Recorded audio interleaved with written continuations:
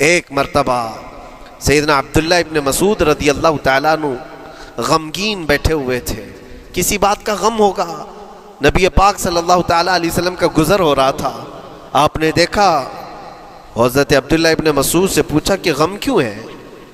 تو آپ خاموش رہے، تو اللہ کے نبی صلی اللہ علیہ وسلم نے ایک جملہ فرمایا جو آج ہم سب کے لیے سبق ہے میرے عزیزوں، فرماتے ہیں لا تکثر ہمک ما یقدر یکن، اپنے غم کو زیادہ مت بڑھا، جتنا لکھا ہے اتنا مل کے رہے گا، وما ترزق یأتک، جتنا اللہ نے رزق لکھا ہے وہ آ کر رہے گا، وہ تیرے پاس آ جائے گا۔ غم کب بڑھتے ہیں انسانوں کے؟ ہمارے اندر جو ٹینشن جس کو آپ کہہ رہے ہو، فرسٹریشن کہہ رہے ہو، یہ سب چیزیں انسان کی زندگی میں کب آتی ہیں؟ جب یہ اپنی لو اور اپنی خواہشات دنیا سے لگاتا ہے، خالق سے اگر لگاتا ہے تو پھر اس کے غم نہیں بڑھتے، بلکہ غموں کا مداوا ہے۔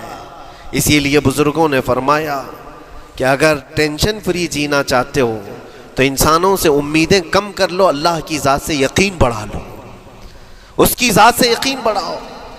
ہم نے دیکھا ہے اپنی زندگی میں جس سے ہم ملتے رہے، جس سے کچھ خواہشیں رکھتے رہے یا جس کے متعلق کچھ امیدیں وابستہ کر رکھی، یہاں امیدیں ٹوٹ جاتی ہیں، پھر انسان کا غم بڑھتا ہے، انسان مغموم ہو جاتا ہے۔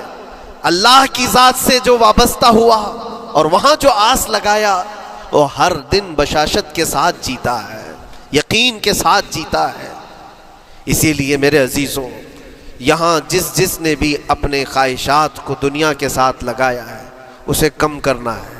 لا تکثر ہمک ما یقدر یکن، اللہ کے نبی فرماتے ہیں اپنے غموں کو زیادہ مت کر، جتنا لکھا ہے اتنا تجھے مل کر رہے گا۔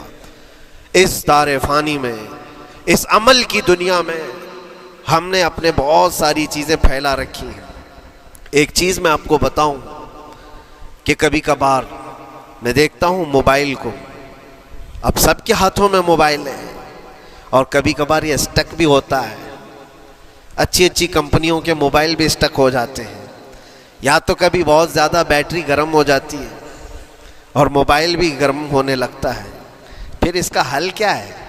ایکسپرٹ سے پوچھتے ہیں موبائل کبھی ہینگ ہو رہا ہے یا کبھی بہت بیٹری گرم ہو رہی ہے، اس کے ریزن کیا ہیں؟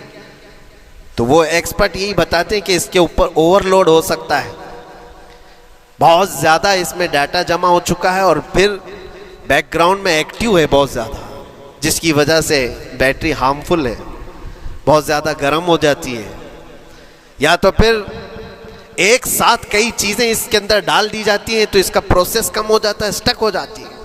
یہ تو موبائل ہے جو تمہیں سکھا رہا ہے۔ یہی چیز ہے دنیا کے ہمارے اس لائف میں، ہماری زندگی میں بہت زیادہ چیزیں اگر دماغ میں آ جاتی ہیں تو پھر دماغ گرم بھی ہو جاتا ہے اور اسٹک بھی ہوتا ہے، ہر چیز سوچنے سے بھی عاری ہو جاتا ہے، صحیح طریقے کے فیصلے نہیں لے پاتا۔ اچھا نقصان کیا ہے اس کا؟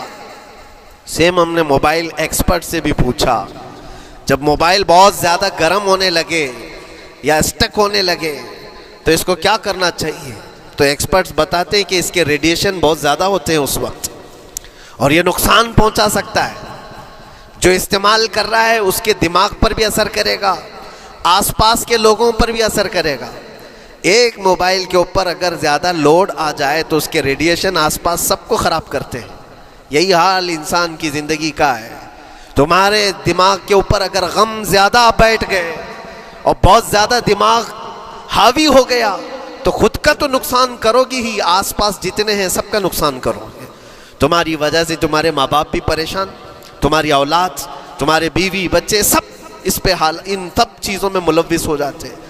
اب اس کا علاج کیا ہے؟ کہا گیا موبائل کو آف کر دو، ڈیٹا کم کر دو، اس کے اندر سے کچھ چیزیں ڈیلیٹ کر دو، پھر یہ اپنے نارمل حالت میں آ جائے گا۔ سیم آپ کے لیے بھی ہے، دماغ میں دنیا کے بہت سارے فطور بھرے ہو تو تھوڑی چیزیں ڈیلیٹ کر دو، تھوڑے دنوں کے لیے اپنی اس ایکٹیو لائف کو روک دو اور آ جاؤ اللہ کی بارگاہ میں اور آنکھ بند کر کے اس کی طرف لو لگاؤ، اس لیے کہ ہماری بیٹری جو چارج ہوگی وہ خالق کائنات سے ہی ہوگی، بنانے والا ہی بہتر جانتا ہے۔ اس کی زندگی کس چیز سے چلتی ہے۔ اور اسی لیے کہا ہے، امام غزالی رحمۃ اللہ تعالیٰ علیہ فرماتے ہیں، جو بندہ اللہ کے ذکر سے کئی دن تک غافل ہوتا ہے تو مردہ لاش ہے جو چل رہا ہے، بازاروں میں جو چل پھر رہا ہے، ذکر الہی نہیں کرتا تو اس کی روح ختم ہونے کے قریب آئی ہے، یہ زندہ لاش ہے۔ یہاں زمانے ہو گئے، مہینوں بیت گئے، برسوں ہو جاتے ہیں، کتنے دن ایسے ہیں آپ نے اللہ کے ذکر کے لیے الگ سے وقت نکالا ہو؟ کہاں ہے وقت؟ نماز بھی ایسے پڑھ کر کے بھاگ جاتے ہیں جیسے لگتا ہے کہ کوئی چیز ہمارے اوپر سوار تھی، جلدی سے ہٹا دی اور بھاگ گیا۔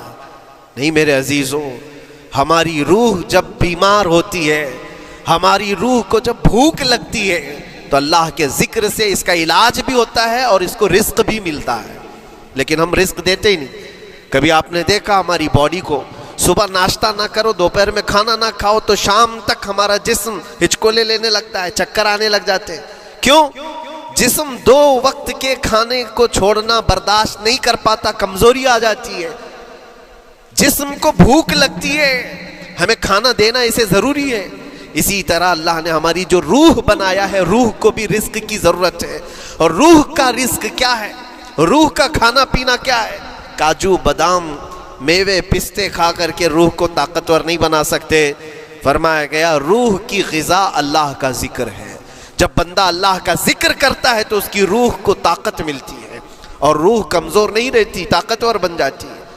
عزیزان گرامی وقار، پھر میں خلاصتاً یہ بات کہوں گا کہ ہم نے دنیا میں اتنی ساری چیزیں پھیلا لی ہیں، اتنے سارے، جس کی وجہ سے غموں کا بوجھ ہمارے دماغ پر طاری ہے، اور ایک وقت وہ آئے گا جب ساری چیزیں چھوڑ کر کے فوراً بھاگنا پڑے گا، نکلنا پڑے گا۔